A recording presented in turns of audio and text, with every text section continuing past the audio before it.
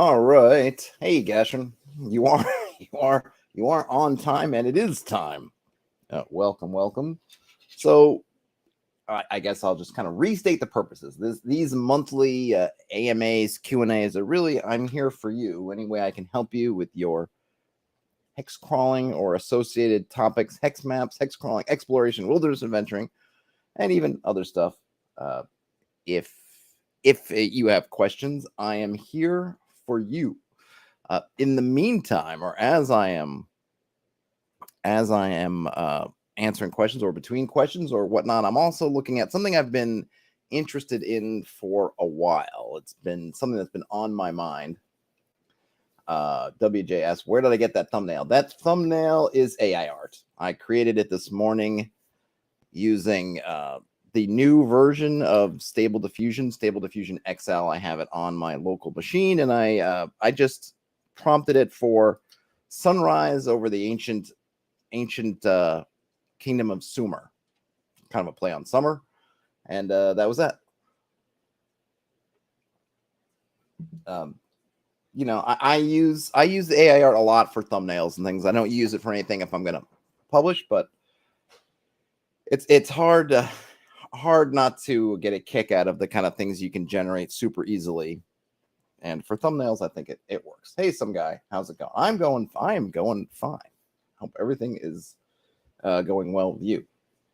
Of course, the image itself is a bit ridiculous. It shows, I don't know, some kind of, I don't know if it's supposed to be Nineveh. I just said Sumer, and it ran with its own interpretation.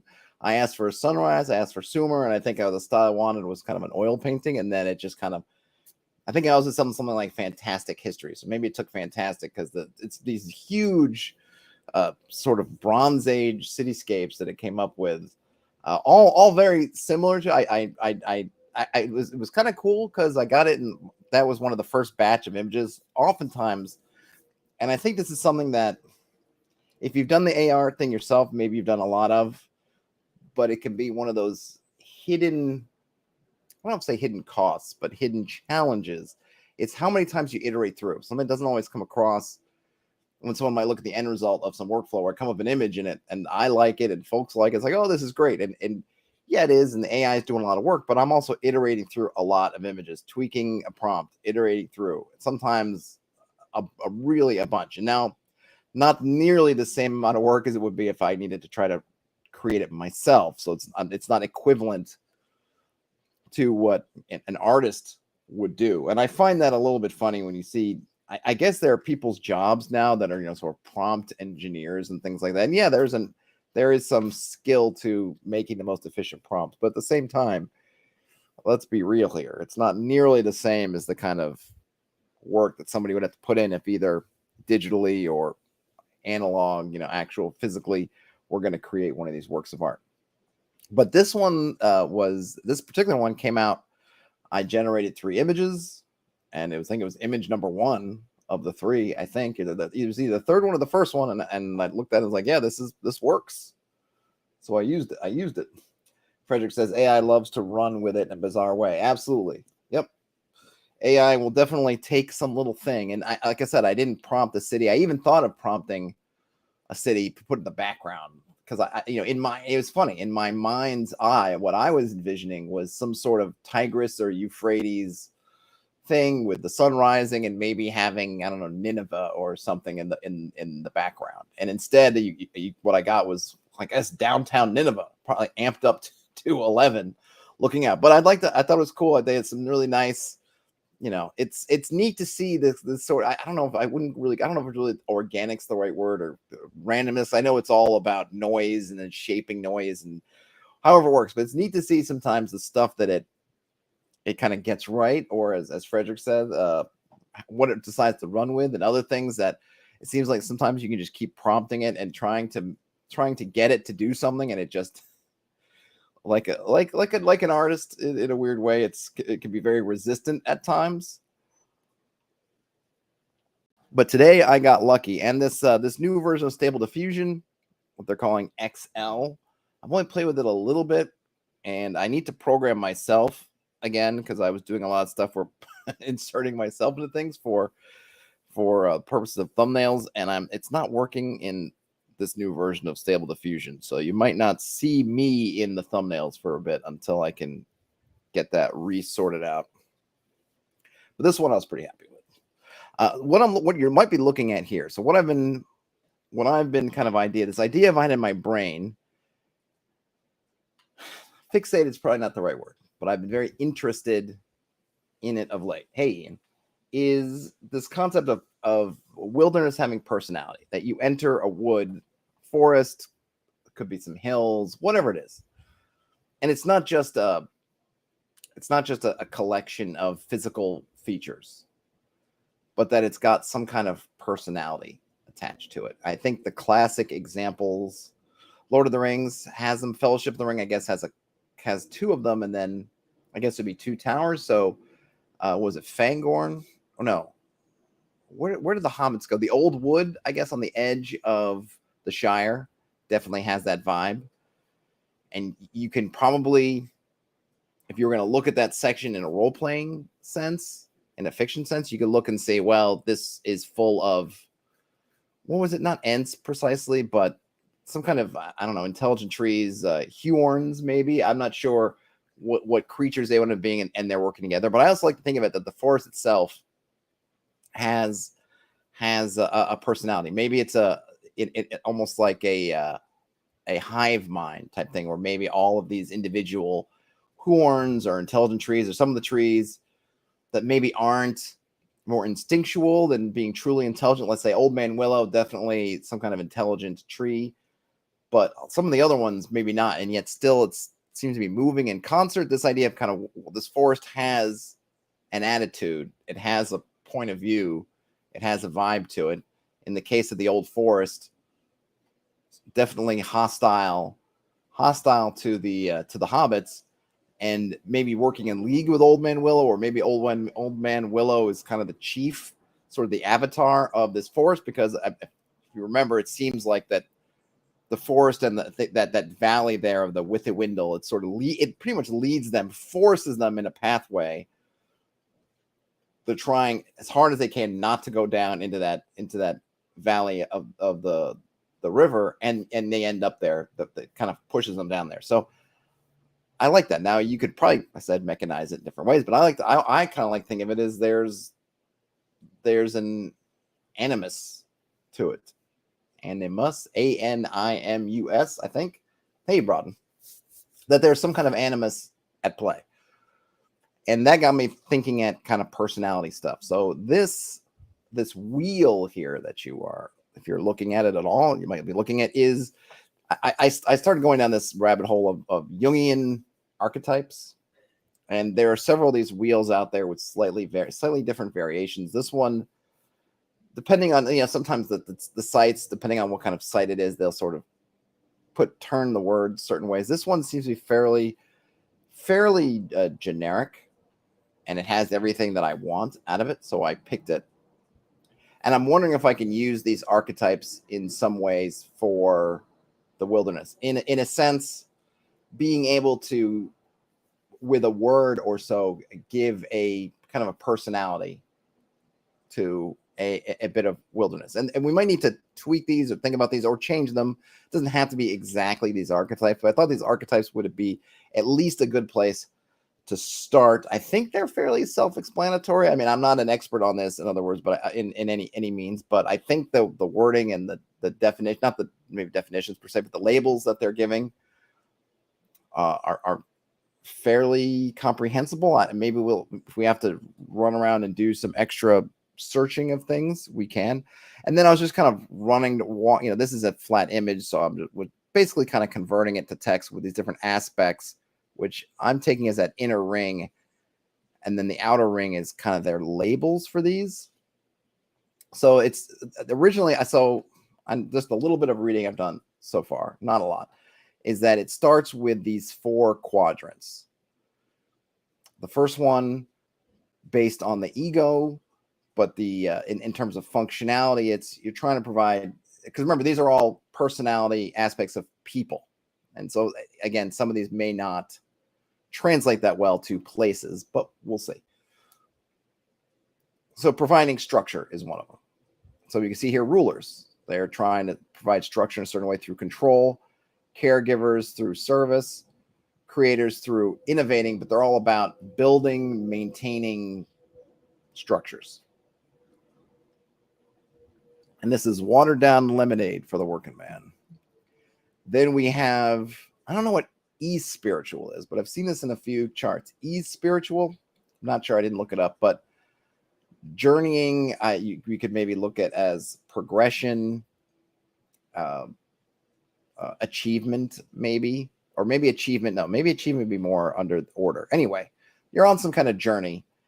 The interesting one here is, and I haven't quite grokked this one, because you have under journey, you have this innocent who seems to be interested in safety, which seems to be almost the opposite of journey. Because I think if you're trying to play it safe, you're not journeying at all. So I might need to look that one up.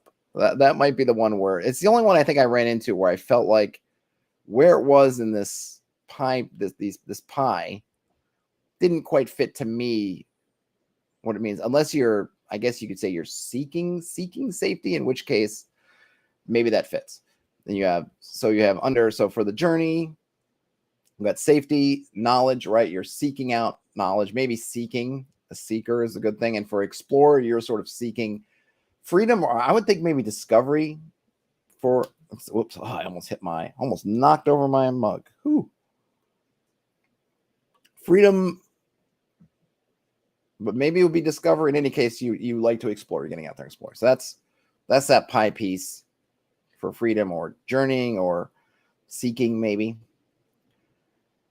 Order, they have here leave a mark. Maybe I should write down some of these too. Let me just get. All right, actually, I can put that down here. So we've got, let's see. So I was thinking of seeking, then legacy building. So here under order, leave a mark, which I think is kind of building a legacy, right? You want to be, I guess, known for something you're trying to change. Maybe you're an instigator of change. Instigator of change. So we have an outlaw who's trying to liberation, right? Trying to the system, whatever they're doing, the system, they're a system disruptor, I guess. If we were going to use kind of Silicon Valley modern terms, they're a disruptor. Magician, remember, this is a metaphorical magician trying to seeking power, not necessarily, not power in the sense of like the ruler's power, that structural power, but unlocking new things, more like that kind of in the magicians, going for sort of a mystical kind of power, I think, more. And then your yield hero types trying to master things in the sense of overcoming, right? You're going to overcome a challenge. This horrible thing has been dominating the land or whatever it is, and you're going to come and you're going to defeat it. You're going to defeat you can defeat the monsters, whatever the monsters might be. And then we have this social connection to others. Maybe that would be, I might call that community or connection. So we have, lover looking for intimacy, jester that's looking for pleasure, and this calls member. I'm not sure what I would call it, maybe caretaker, but I guess is all about belonging, trying to sort of create, I imagine maybe creating community. And then when you finally get to the structural, trying to provide structure, we have the caregiver who's doing this through service, rulers through control, and creators through innovation. So you're kind of creating new systems, you're controlling the current systems, and maybe you are, in a sense, servicing, maintaining systems. So I think we could see how for people, we could probably intuit kind of folks who would fit these. Obviously, the hero is a big one. Your kind of classic hero, right? Is the doing that. Magician, I think, who would be a good magician. I saw, one thing I did look up did have some examples Might have to go off into the browser and see. I can't remember, but I think it's your classic. No, because I think Sage would be like your Obi-Wan types. I'm not sure, but now the big thing is, whereas I can see this working pretty much out of the box for people. If I wanted to have a similar system for the wilderness, what would it be? And I'm not sure. I'm not sure. So I'm gonna be in the absence of input from you folks in the chat. I'm gonna be noodling away on this. But like I said at the top, I'm here for you. So if you bring your questions, bring your answers. You got any statements? Got anything? This is your show. I'm merely the caretaker here. I wonder for safety. I'm going to try to think of what aspects of things or what, I don't know. Maybe I do need to look and see what, do I need to go? How do we get out of here? There we go. Let me see. Let me go see Jungian archetypes. I know I have that already open on the page. I'm just going to open another one. Okay. What are the Jungian archetypes? Personal collective. Great. The persona, the shadow. Yep. Anima or animus. Got that. So here they use creator, artist, sage, rebel, hero, wizard. They use wizard. Well, that's not. Boo. Very well. Not what I was looking for. Maybe one of these, I got a warning. Yep, that's the one. All right, we'll go back.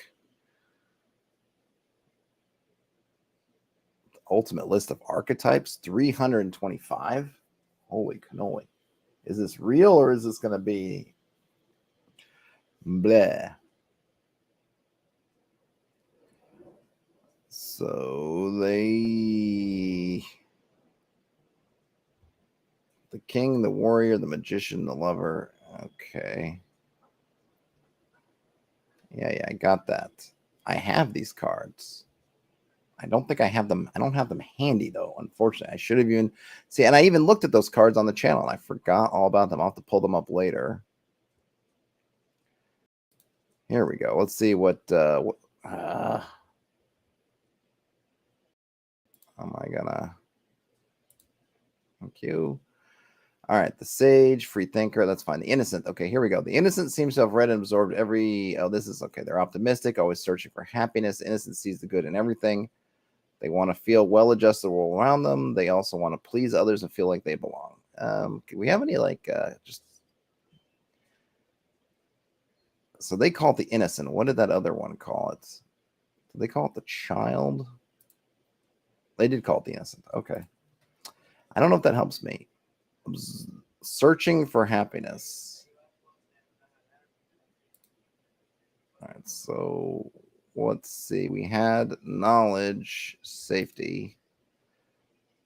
So interesting. I'll have to see. So this is saying happiness.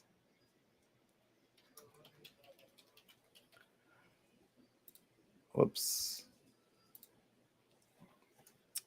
I had safety. Searching for happiness. Okay. Or maybe I like seeking. I think I'm going to use seeking.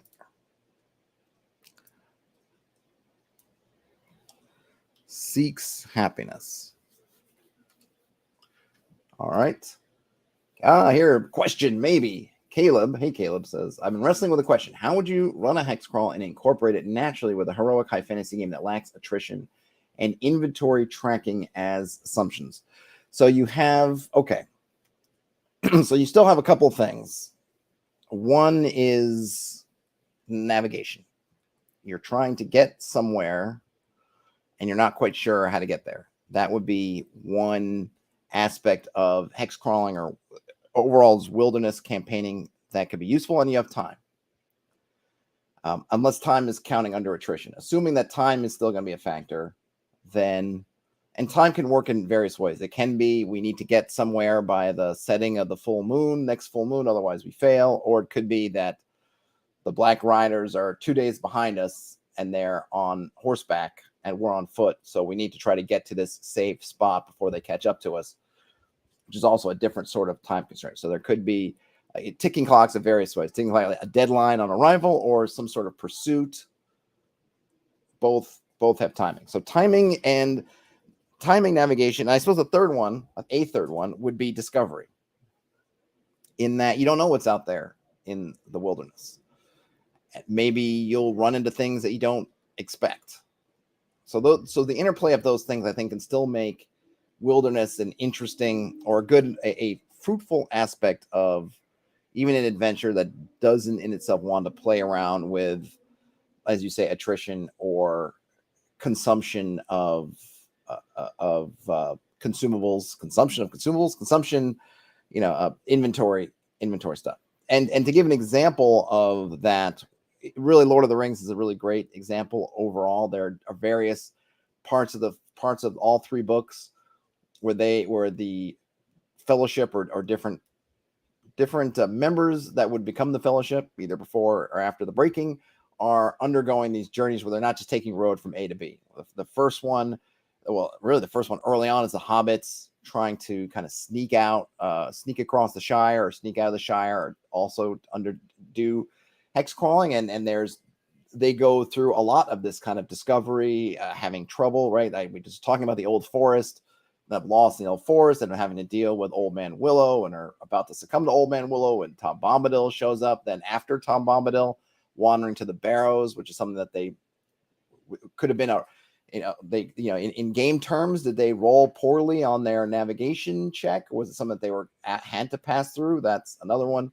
Of course, there's famously with Aragorn when they're leaving Bree and they need to get to Rivendell, but they can't take the road because they know the Black Riders are on the road and they know that the road is being watched. So they go off into the wild, like they say in the movie. Where are we going? Sam Gamgee or whoever asking, like, where are we going? And Aragorn says, into the wild, and they go off and into the marshes and these other things.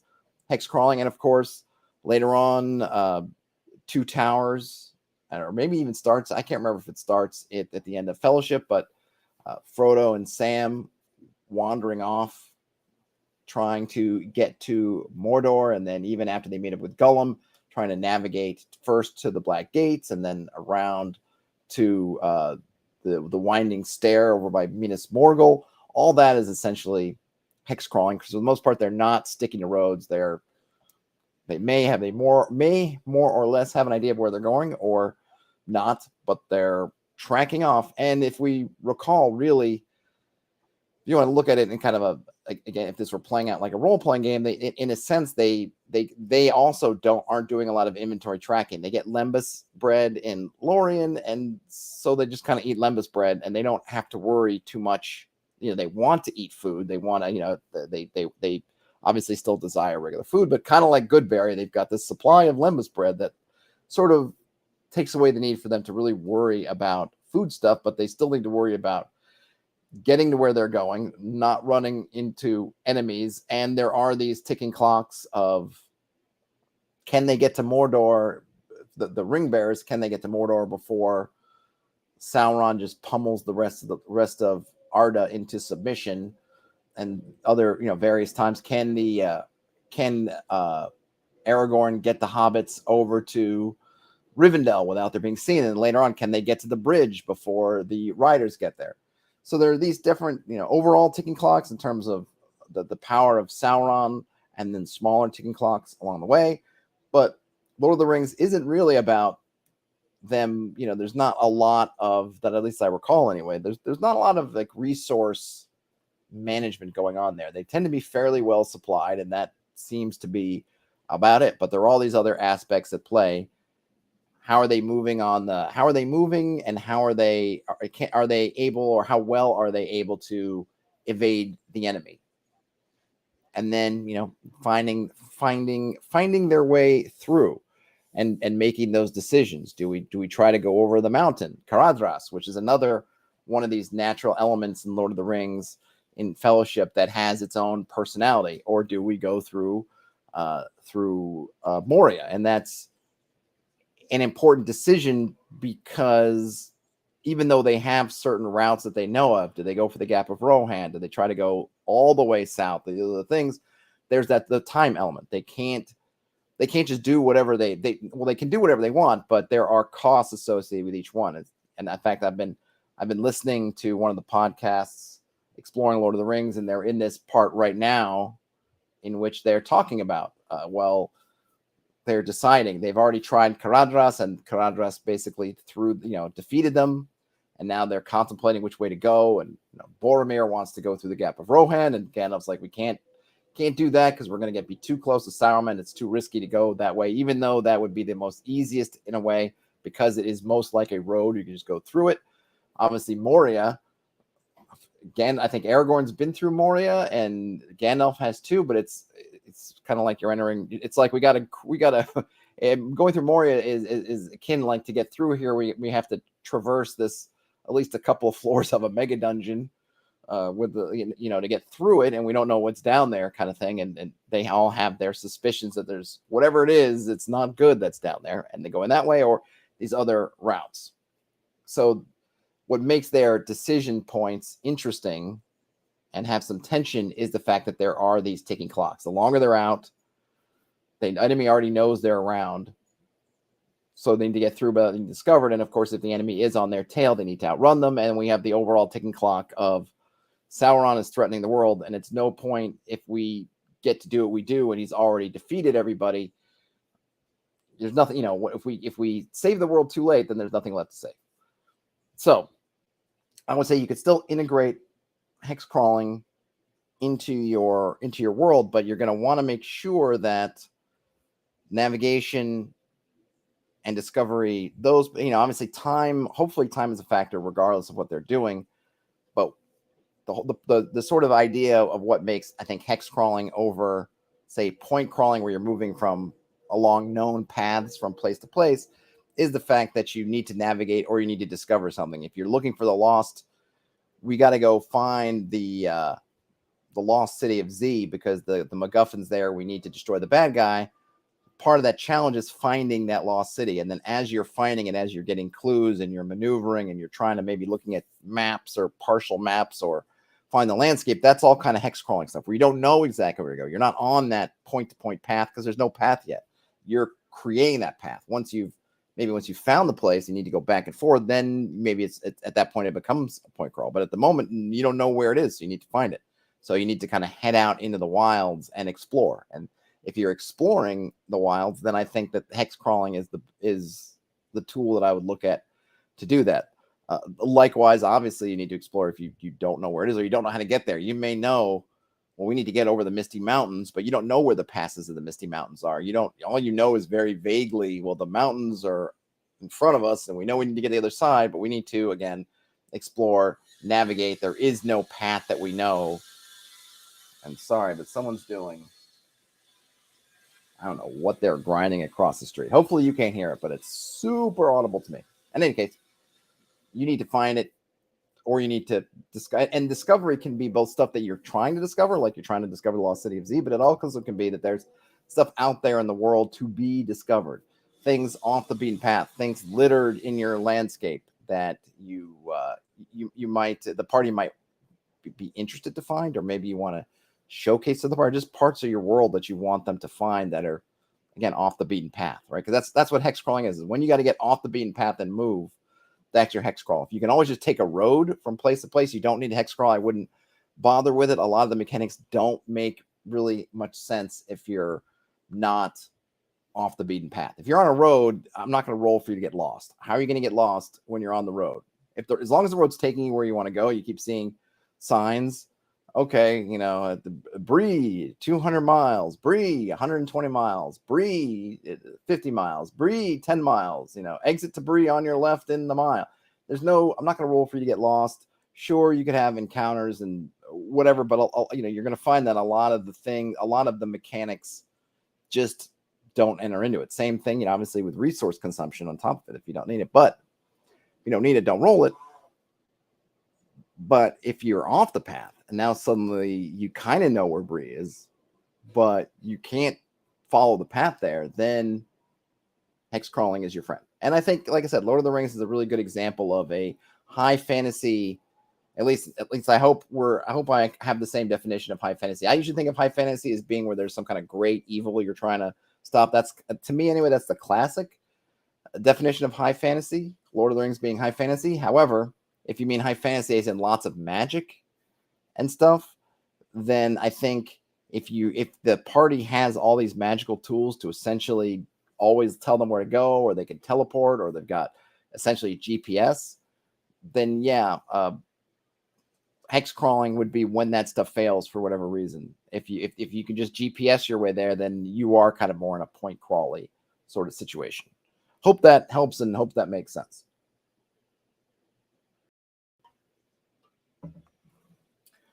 As long as you can get lost, and getting lost is meaningful, because Ian responded, say, I would focus on the discovery and exploration due to player choice, giving them distant landmarks to travel towards. Maybe it plays out a little more like a point crawl, but, and then a shrug emoji. I think as long as you're playing Lost as an actual navigational problem and not a time problem, because what happens with a point crawl is often getting lost just turns into how many days did you lose? That you're always going to, in other words, when you're getting lost in a point crawl, your path has magnetism. You're kind of on, you always will get bounced back to your path. It's just a matter of how efficient you were.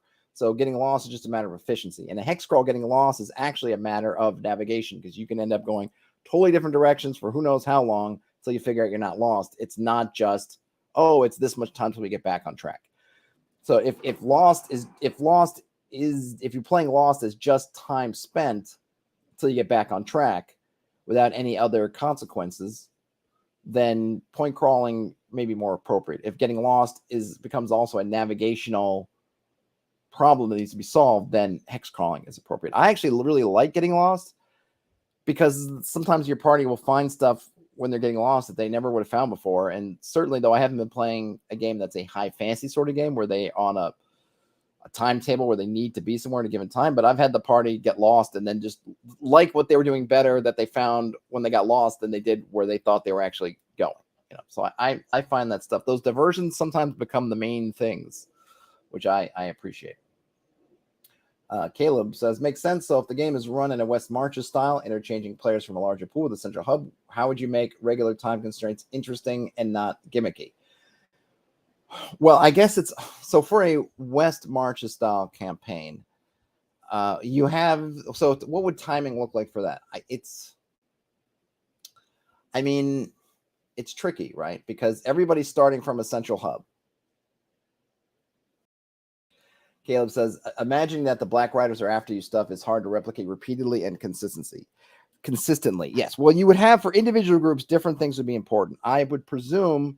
So there are two ways to look at it. If you were running a West Marches style game, I'm trying to think how you would do this. If I was going to run Lord of the Rings as West Marches, I don't know if I could, because a big part of that game is the travelogue part. It's being across distances. Now I could run it let me phrase this. I could run it as a West Marches style, but with the caveat being that there would have to be people in different places.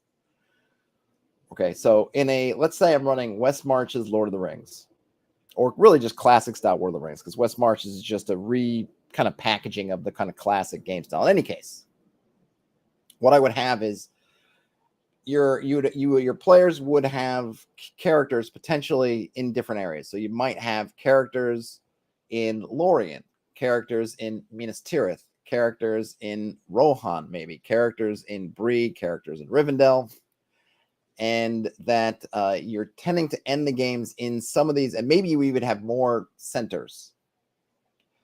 And what I would have to do is say, okay, we have this one shared ticking clock, which is Sauron.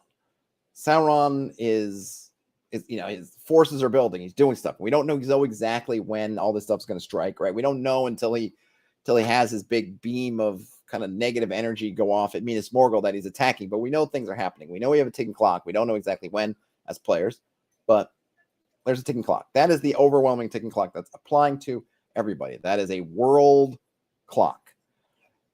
Now there might be, or I would have to say probably are, ticking clocks for different groups.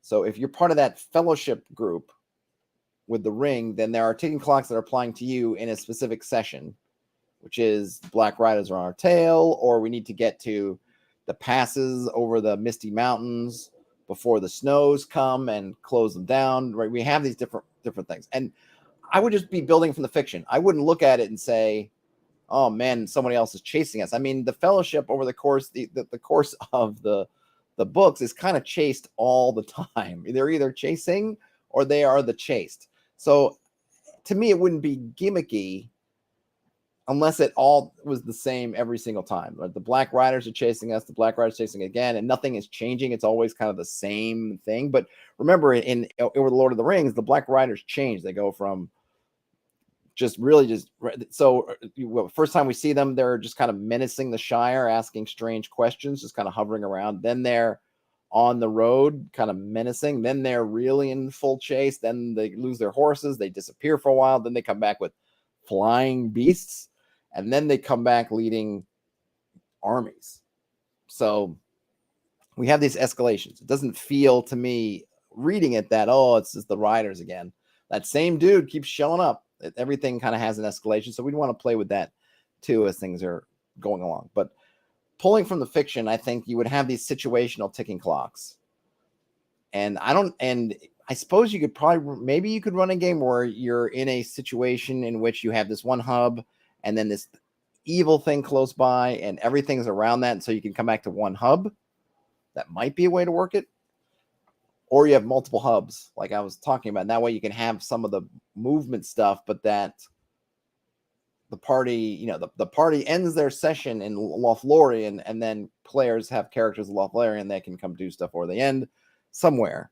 You'd have to play around with the setup a bit. But you would have some, I guess, just to try to be more, try to maybe give better advice. I think you can have global ticking clocks, and you can have regional and local ticking clocks. You would just have to keep track of that timing. A local one is something that may only be for a particular episode. And there's not always necessarily, right? They don't all have to be active at the same time. There are some parts. So, for example, again, Lord of the Rings, right? The party rests for a long time in Rivendell. The global ticking clock is going, but there's no local ticking clock. They're waiting for information. They're waiting for scouts have gone off. And if you were going to put it in West March's terms, the Fellowship characters are hanging out in Rivendell, and then other Rivendell elf characters and maybe some ranger human characters and some what else are off doing adventures, scouting out things. And while that's scouting out, there's no local ticking clock, but for the Fellowship party at Rivendell, but maybe there are little local ticking clocks for those scouts on their adventures. And of course, we still have maybe the regional ticking clocks, which is like where did the riders go and what are they doing? And then you have the global ticking clock of Sauron. So the only one that would be active at all times would be that global ticking clock, that global timing. And then depending on what's going on, you can have these smaller ones that can be in there or not. It doesn't always have to be active, but it's good to have some pressure on if that's the kind of game you're playing. It's fine to have a game where there's no time pressure, but I think if you're lacking in the resource management things, which you're not really engaging with that, then people can kind of stay out and hang out in the wilds as long as they want to. And the only thing that's going to knock them out of there is either one, you have wandering creatures that can really test them, and then those ticking clocks. So it's a really good tool. But, wandering creatures can do the trick too. Dragon comes flying by, your party's probably going to put some pause on them, perhaps, or at least give them pause, maybe I should say. But you don't need to have it at all times. But I think it's good to have some kind of clock going on. Does that make sense? Did that explain anything? Okay, what do I got? So hopefully that answered Caleb's question. Knowledge. What did that article say about knowledge? Got the sage that what they meant? The sage? Am I? See, this is the thing. Are the names and things they move? Whoops, they move around the types. Yes, that is the sage. Okay, sage, free thinker, interest, and knowledge are the reason for being. They seek to understand. See, I think seek is good.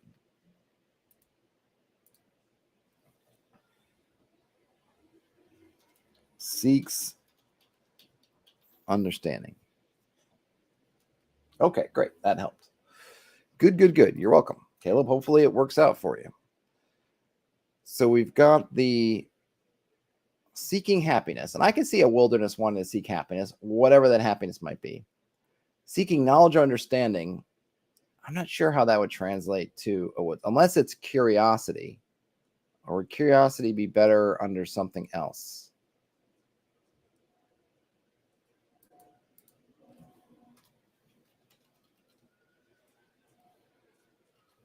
Curious, maybe? Because I could see something being curious, which would affect. So just to reset, I'm looking at personality things for the wilderness. And these are Jungian archetypes that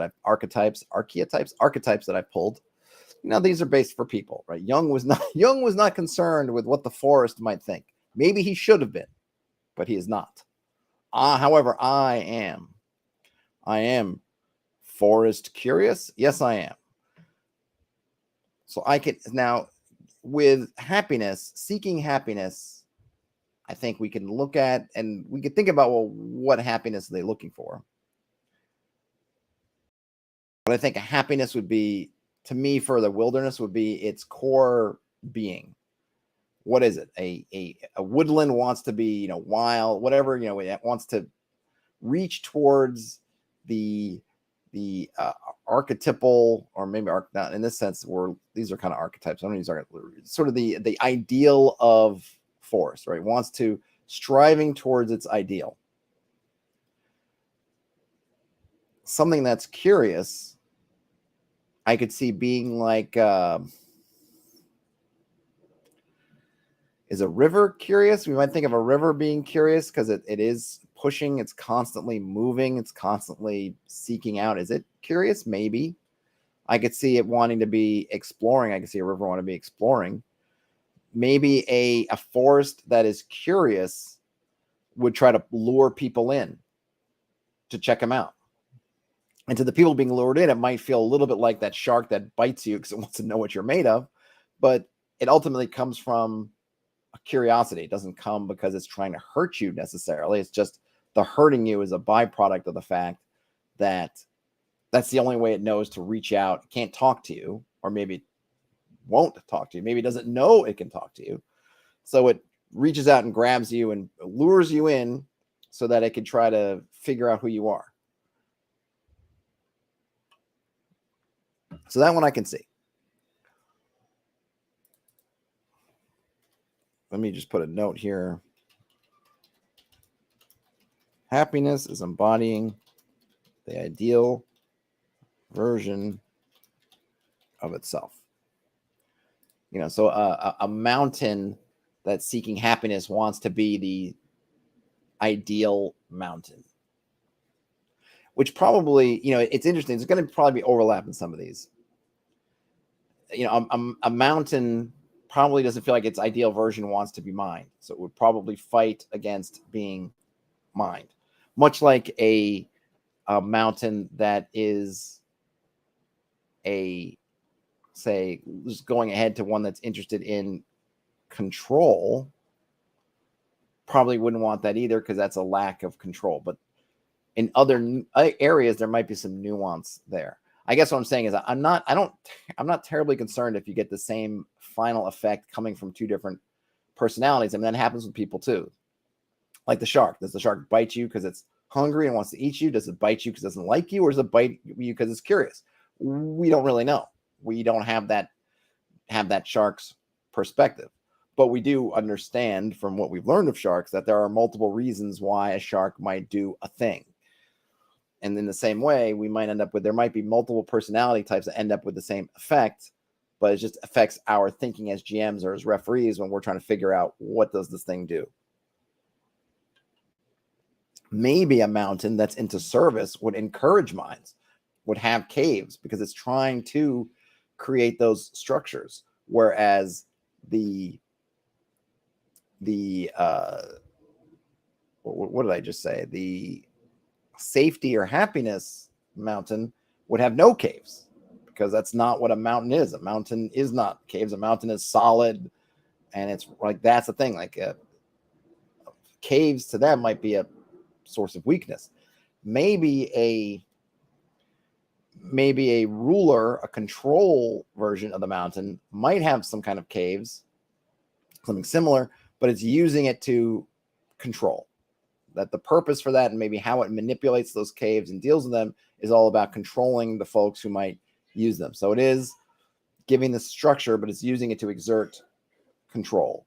That if you're going to use those caves, you are serving the mountain. Whereas the caregiver mountain is thinking, I'm giving these to you. I want to provide the structure to be of service. And then the safety part of the mountain's like, yeah, no caves. No caves for me. Is any of this making sense? What does the wait? We got the explorer already, did we? Or did we not? We didn't, because I need to see what they mean. Novelty and adventure. All right.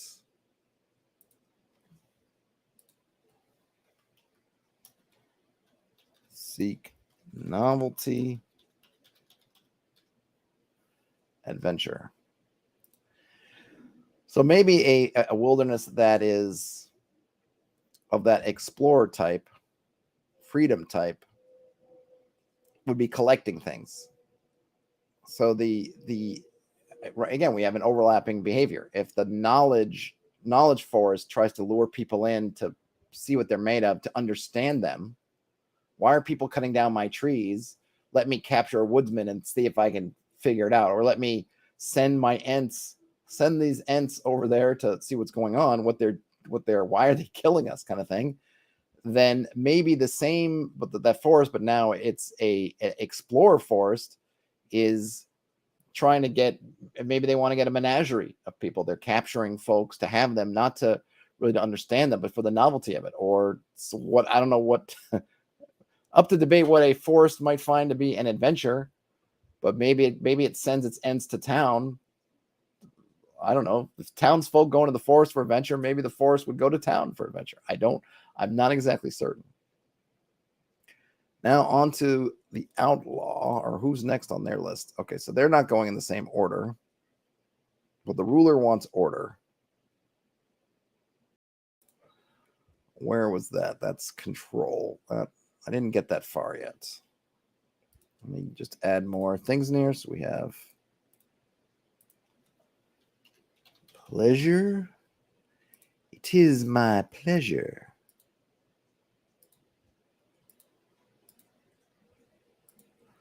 Whoa, I keep knocking my mug. Belonging. I'm still here for your questions, by the way. Don't mind me.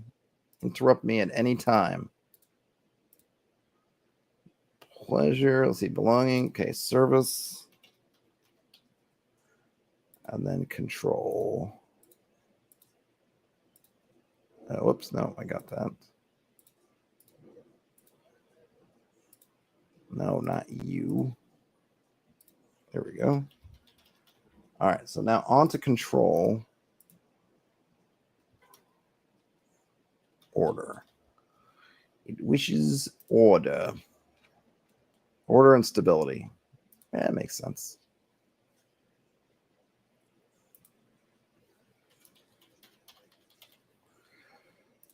Okay, that's control.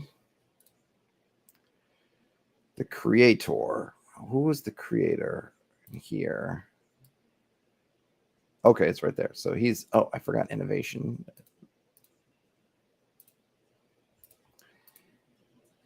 Innovation. So what would an innovative creator be looking at? So they're saying here, okay, the more novelty, transformation. Transformation I like. Transformation. So what would a forest who's into innovation, transformation, be into probably making more forest. Moving into or creating new types of forest or moving its forest, which might, we'll have to see, because the mastery might be one, but I don't know. I will maybe just, I don't know.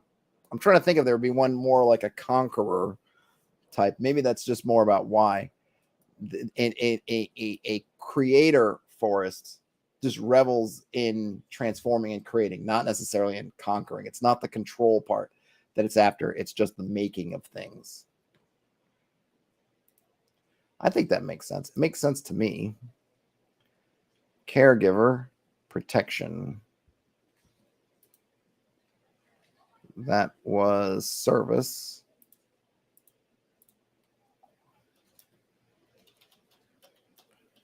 Protects.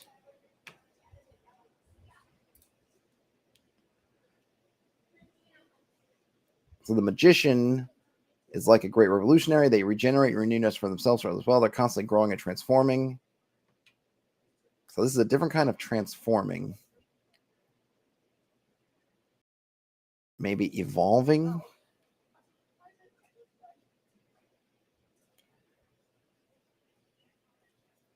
Imaginative. So I'm trying to think of what's the difference you think between the magician and the creator? So it says the creator may need to find another article just to get me another point of view. Is that the one that I have? Exploring your mind. Yes. Okay, that's that one. I need it. I just want another one.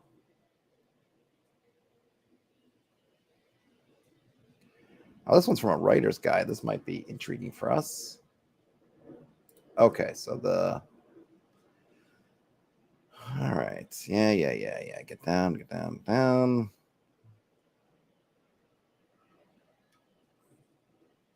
A lot of these are kind of the same. And one of the things, unfortunately, when you start, up next. Well, yeah. Understanding. Yeah. I got this. But this is not going to give us all the. Okay, I want something more structured. That ain't it. Let's see. What does this one do for us? Mastermind. Content. Okay, great.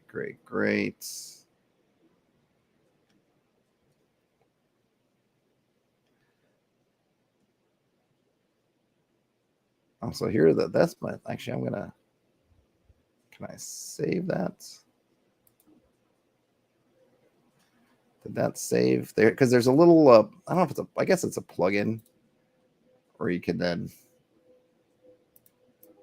where's that little, no, where is it usually? There it is. See? You can kind of grab stuff. There we go. So now we have this shorthand.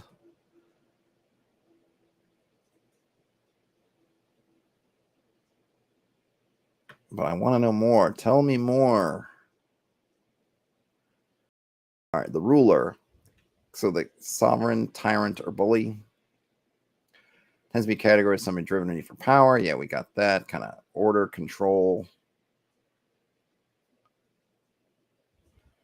I'm kind of interested in the shadow part, because I do want to think about the good, what would sort of be the good part, and then the bad part. I might need to read this more.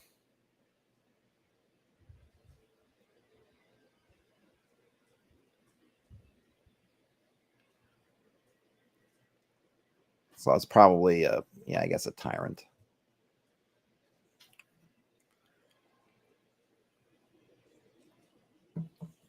All right, so I want to see. So what, did we do caregiver already? I thought we did. Which one was caregiver? Was service? Yeah, we got service. Which is the one I want? We need, what was I looking at here? Oh yeah, creator. So the one I want to see is creator and magician. Also, it's kind of everyman, orphan. What did it say about this one? Belonging, kind of community. I'll add that in here. That is...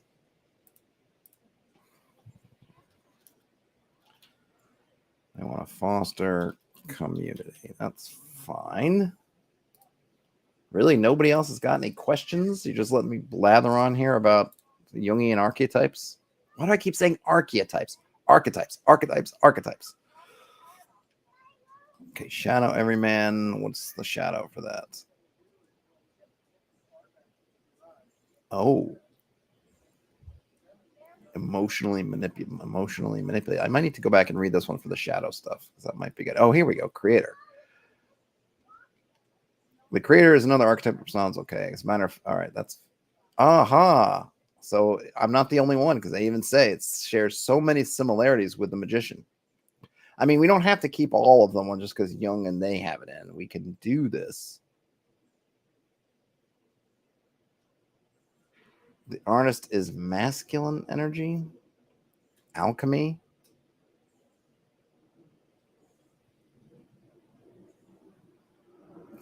Okay.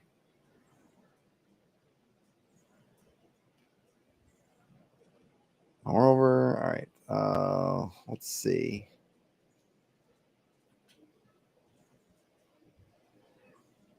Well, where is the magician? Innocent. Yeah, we got that. Shadow innocent. Yeah. I got that. Warrior, shadow warrior. Well, the warrior is what? Oh.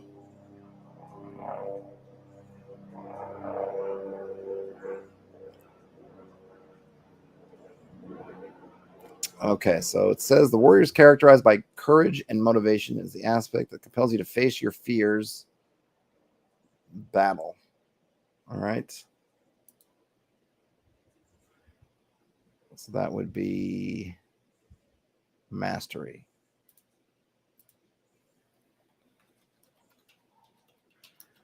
You're going to battle your foes. Man, I can't believe I'm going through a whole hour almost and one question. I am outraged.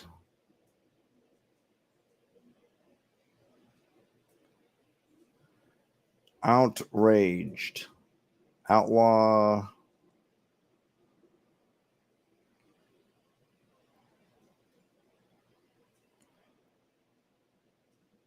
Radical way of outlaw archetype boldly suggests a radical way of thinking. So it's really about initiating change, initiating change, disrupting the status quo.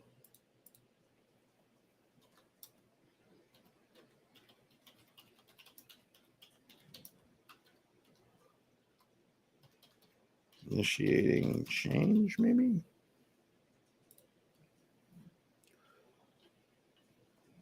Hey, haven't seen in a while. The Todd has a last name. Well, you're still welcome in Team Todd, Dan Todd. What's my opinion on having roads on Hexcrawl map? I feel like it's realistic to have easier travel areas, but I worry it would drive players towards leaving and returning to the road. So, yeah, I think roads, if there are prominent and well known, yeah, I think there's nothing wrong with having roads on the Hex map, and I think it's fine for the players to take the roads. I would just use more of a point crawl mechanic while the players are on the roads, and not worry about the hex crawl stuff. If you want them to engage with some of the hex crawl stuff, then I think it's up to you to kind of put goals for them or destinations that are either not on the road. So an example, and I don't know how familiar, but there's, just any kind of treasure type chase where X marks the spot. We're trying to find some map. We're looking for the lost Dutchman mines in the Superstition Mountains. Well, the road, even in modern Arizona or wherever it is, it's not going to get you there. The roads maybe take you where you can look at the distance, or even maybe around the foot of the mountains. Like, oh yeah, there's the Superstition Mountains. But then you got however hundreds of miles of mountains, and there are no roads, or there are only little partial trails or things like that. So just having the road, if the players have to get off of it because the thing they're looking for is not on the road, then they still have a reason to engage with exploration and discovery, which would for me equate to Hexcrawl. Another thing could be, and I'm sorry for continually bringing up Lord of the Rings, but it is actually a font of examples for this kind of stuff, is when there is a road, but taking the road has consequences that they may not want to pay. What if the party, like in the Fellowship, is trying to sneak from one area to another one? They're trying to leave one town, they're trying to go somewhere else, and they know that people are watching them. And they know that people are going to be watching the road. Well, then you probably don't want to take the road because you don't want to be seen. So you have to do what Aragorn did with the hobbits and go off into the wilds and hope that you shake off any followers, any observers, and then maybe try to come back to the road at a later point. But of course, the risk there is that you can't find your way back to the road. You end up in all kinds of troubles, but you're trying not to be discovered. Or maybe the road is not quick enough. Roads are going to be faster than going off-road. But what if the road, and if you've looked at a lot of, I feel like in a lot of older roads, so I'm sure this is not just true for where I live, but I lived for a while in Morocco, and in Morocco, when I lived there, it was when they were essentially during the construction period of them creating the main highway that basically runs the spine of the country. Now there's a nice highway that runs, but different times when I was there was kind of it wasn't at all than it was up to, I lived in Casablanca, and so then I remember when they opened up the segment to Rabat, and they opened up to Marrakesh, they kind of doing the road. But so you had them, we didn't, for a while you didn't have a main road, or it didn't go all the way. So what you end up doing is taking these local roads or these coastal roads, and the road is still fast, but now this road is winding up. It's going all along these natural features. It's going to the coast. It's looping around all these things. And if I was in a hurry and I was able to, it might be that sure, the road could get me to where I need to go, but it's going to follow that coast. It's going to take forever. Maybe if I cut inland, I can cut my time in half or more than that. But there are dangers. Why would this be even an option? Why not just always take the coast road? Well, maybe I don't have, if the coast road is going to take me 12 days to get where I need to go, what if I only have 6 days? I can't take the road. I need to come up with another option. That is the wilderness. So that's another option. So I think it's great to have roads, but if you want your party to not use the roads, you need to limit where the roads go to. Now, obviously, cities and towns and things are going to be on some sort of road if they're still occupied and relevant. It's just, they're going to be on the road. But there are lots of places that are not going to be on roads, or they might not be on the road you want to get to. Maybe you're crossing some kind of border, or you're crossing a mountain range or something else where, yeah, there's a town on one side of the mountain and there's a town on the other side of the mountain, but there's no pass there. Those towns don't trade with each other, just happen to be geographically close. Maybe I could go all the way around all the mountains and loop around the other side and come to that, but it's going to take me weeks and weeks and weeks. Or we think a good 3 days, if we can find the right pass, boom, will get us over to the other side. And maybe since I need to get there in 1 week, I don't have 3 weeks. That's what we need to try to do. So that's how they would work together. But if they're on a road and they have the road, then just use point crawl mechanics, and then just use the hex crawl stuff for when they do go off road. Ian says in their last hex crawl, Shadow of the Tower Silver Axe, the players never left the road. I think in that one, the road tends to go everywhere they need to go. And so unless you're industrious or curious, then I can see that. But that's where having your subhex features have things of interest that are kind of populating your hexes might give the players reason to go off. Oh, you see a tower in the distance, or there's something else, smoke on the mountain. I don't know. I mean, look, it's as much as it can be frustrating as a GM when you place stuff on your map and the players don't go. When your party has goals, and those goals are important and they're timely, and the party tries to use the most efficient means to get those goals, then you can't hate on them for doing it. And roads are a lot of times going to be, unless you come up with reasons why the situation where the roads are not good, they're going to take the road. It is the easiest way to go, which is why you have to add circumstances like, well, you can take the road, but it's going to take you 2 weeks and you only have a week. How do we get there? It kind of comes down to that. What's that? expression. Necessity is the mother of invention. I really do believe this in many things. Creating these situations in which necessity forces them to find a different way is going to encourage them to do things like explore. Whereas if they can always take the road to get to the next spot, they're going to take the road, and we shouldn't be mad at them for it, because why wouldn't you? I mean, in real life, you would. You can either take the road or you can take your chances going through some swamp. You're going to walk on the road. Who's going to take the swamp? But if you had a boat and it was much faster, maybe you'd consider the swamp. If the road was washed out and there was a dragon sitting in the middle of the road, I'm going to take the swamp. See what I'm saying? So you need to encourage the party through circumstances to at least consider taking the least efficient way, or making roads less efficient in comparison to other means. It's the same thing. I think about other things, right? If banging down the door is the best, works all the time, and is the most efficient way of tackling some kind of attacking some sort of place, then why would the party ever do anything else? Why would you sneak in the back door if you can always kick down the door and work? But when kicking down the door to try to get in backfires and blows up, then suddenly you're like, maybe we should try to find another way in. And so I think you need to kind of do the same thing with roads. I'm not saying railroad them into railroad them into doing it, but you need to at least introduce circumstances and reasoning that puts a question in their minds, makes them at least contemplate doing other things. And Lord of the Rings is a good example with that, because of the way they set it up. It makes perfect sense why Aragorn avoids the road. Same thing with the hobbits, where they decide to duck, and they decide to do certain things that they do is because the easiest choice is actually ends up being the worst one for various reasons.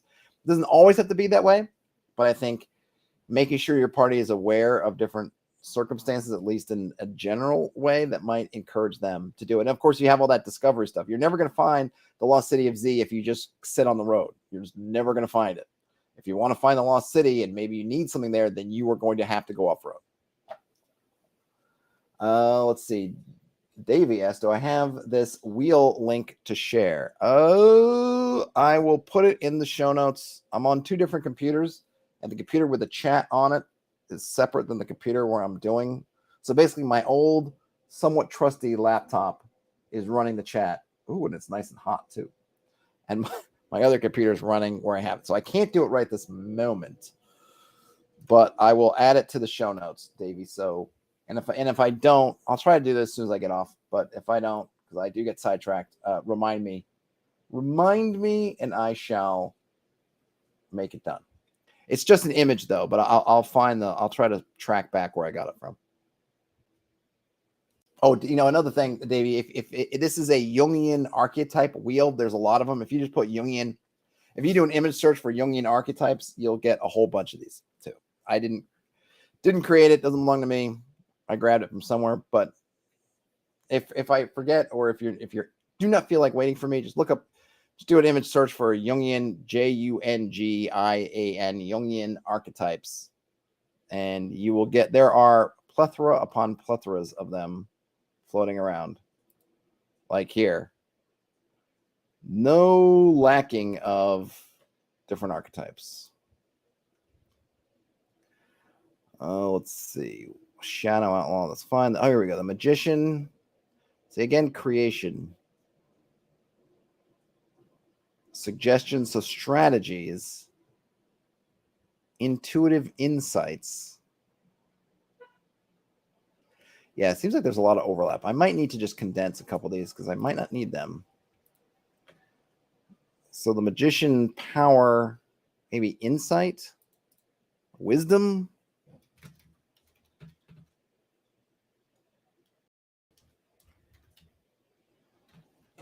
Insight, wisdom.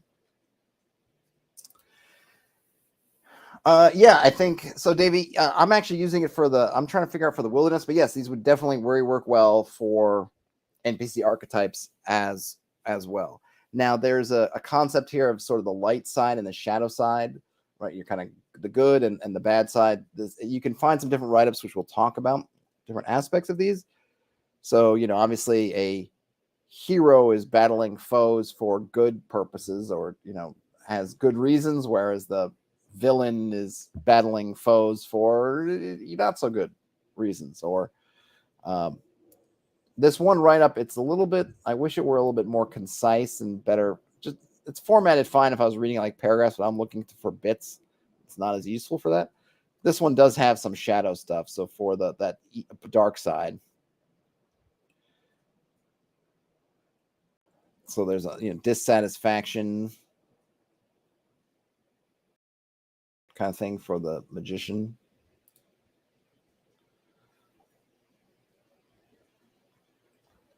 Dan says, plus if anyone asks, isn't there a road? You can always say, yeah, part of traveling is looking for the paths of least resistance. Right. I mean, you know, if my party was at a spot where they're looking at me and going, well, is there a road? I would say, I don't know. Is there? Like, you don't know about one, but you could try to find one. You know, I'm all for finding it, and I'll even roll some dice, and maybe there wasn't, maybe in my conception there wasn't a road, and they end up doing something makes you feel like the logic makes sense that there is a road, or maybe there's an overgrown road to a ruin, but then you got to find it, and then you're into exploration. Where are you going to go to find it? How are you going to find it?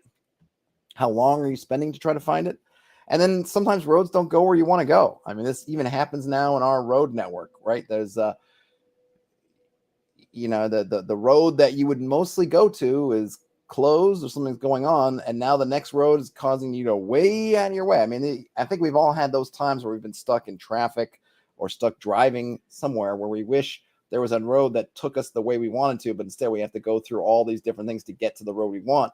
And I think we wish, like, boy, if we could just fly as a crow flies, and it would be so easy. But there's only one bridge that crosses this river, and I got to go drive, feels like way far out of my way to get that bridge, or not. But you could certainly in the kind of games we're playing say, hey, I'm going to ford this bridge, or I'm going to swim across it, or I'm going to ford the bridge. I'm going to swim across this river or whatnot. And then, but now we got to find our way on the far side of the river. Now we're into a little bit more exploration. Obviously, if you just literally follow the river, probably not going to get lost or anything, but you know, it's encouraging those sorts of choices and decisions that I think really make, you know, exploration or hex crawling kind of worthwhile.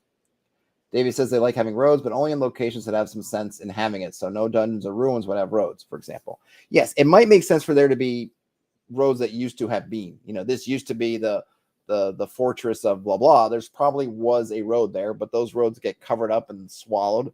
And maybe it becomes an interesting discovery if the party can find one of those roads and it's in good enough condition that once they found it, maybe they can follow it. But yeah, a lot of things, maybe they had roads at one time, but if they weren't stone, if they were just dirt and it's been a while, they're going to get overgrown. They're going to be gone before you know it. All right. Let's see.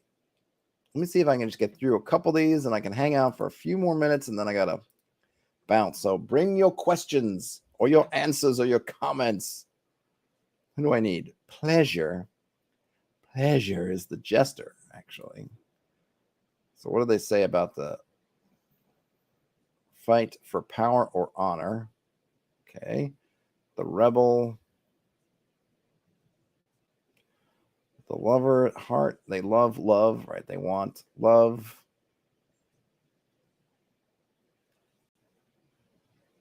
Orphan walks around with open wounds. My wounds.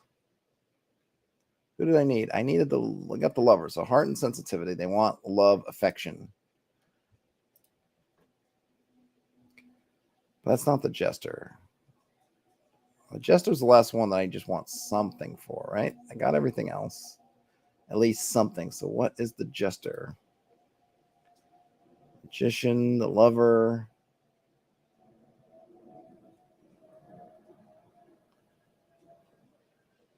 Okay. This article. Here we go. Jester. The jester is a playful side of your character that seeks to bring joy and laughter. The archetype is the side of your nature that softens the tyrant king and makes you a warm and amiable leader. As with the archetypes, however, the Jester has a bipolar nature, which does not recognize anything of value. Okay, so there's kind of manipulation. If you're on, I'm gonna have to figure out this dark side because I do like it. But what did they say it was besides pleasure? Bring joy and laughter. So bring joy. Yep.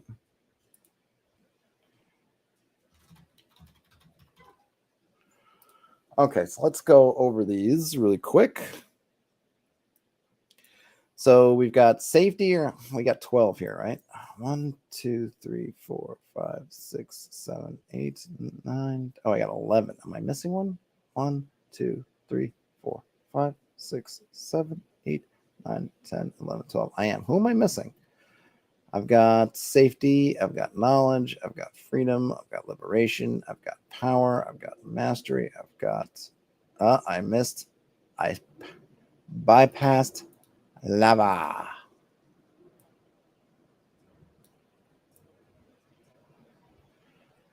Where was lover? Was right after. Yep.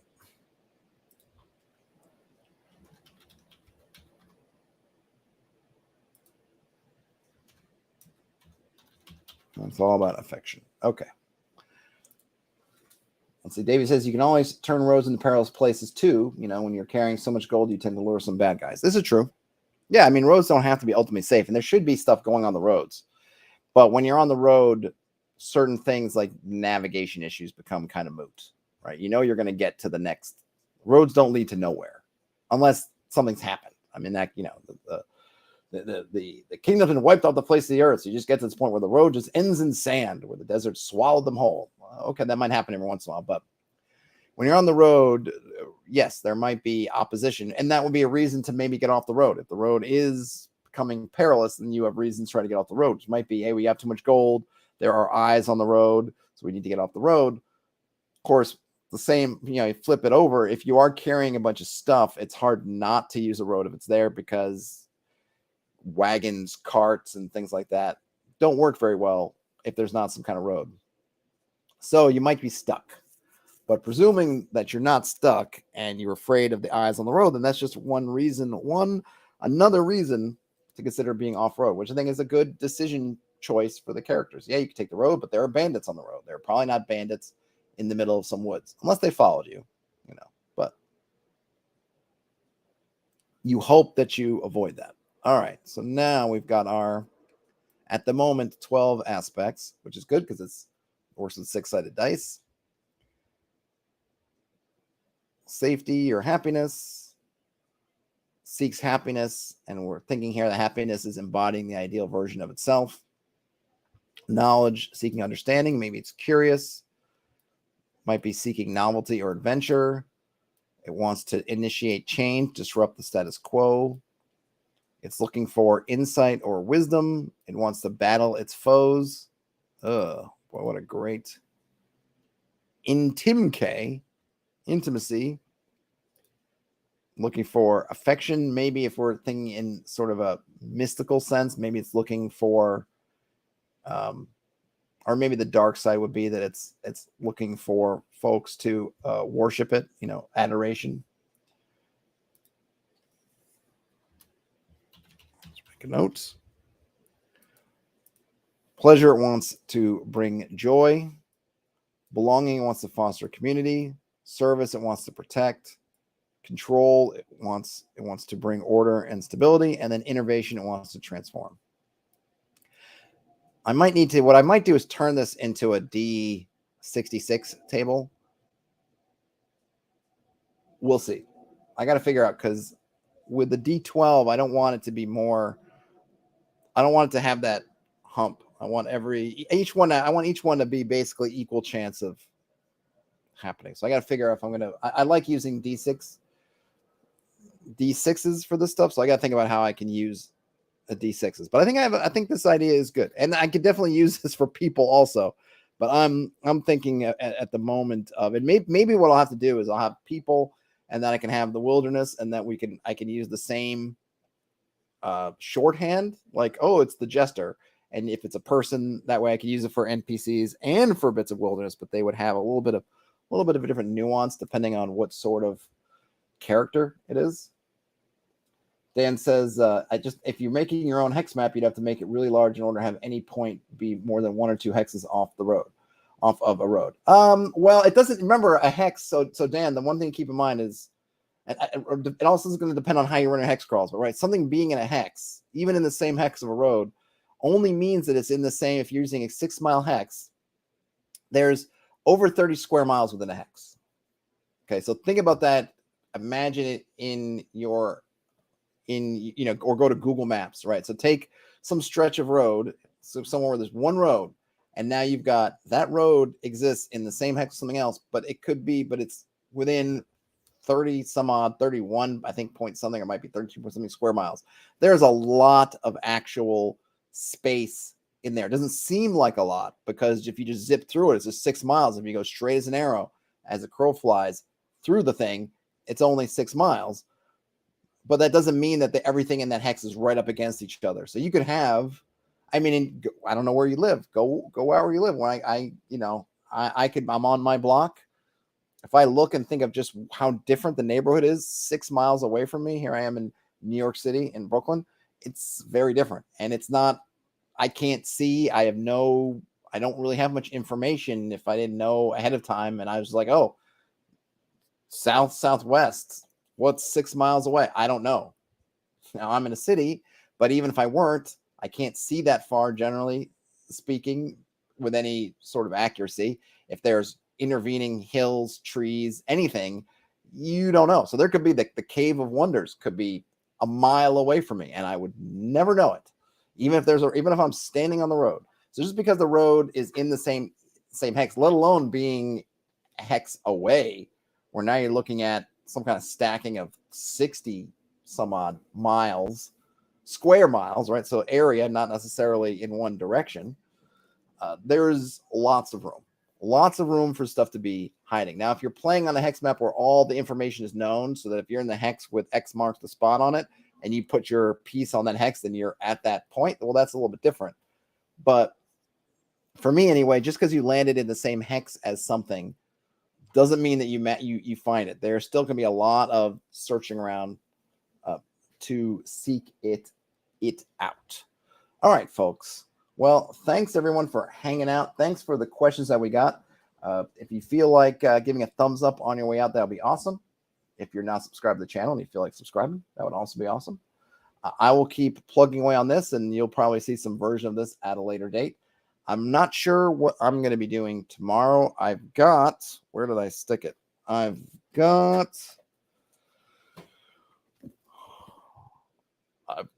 Dragonbane to unbox. Maybe I'll do that. I don't know if I'll do it on stream or I'll just do it as a video. We will see. But other than that, folks, have a great rest of your day, night, whenever you end up watching or listening to this. Game on, and I will talk to you later. Bye now.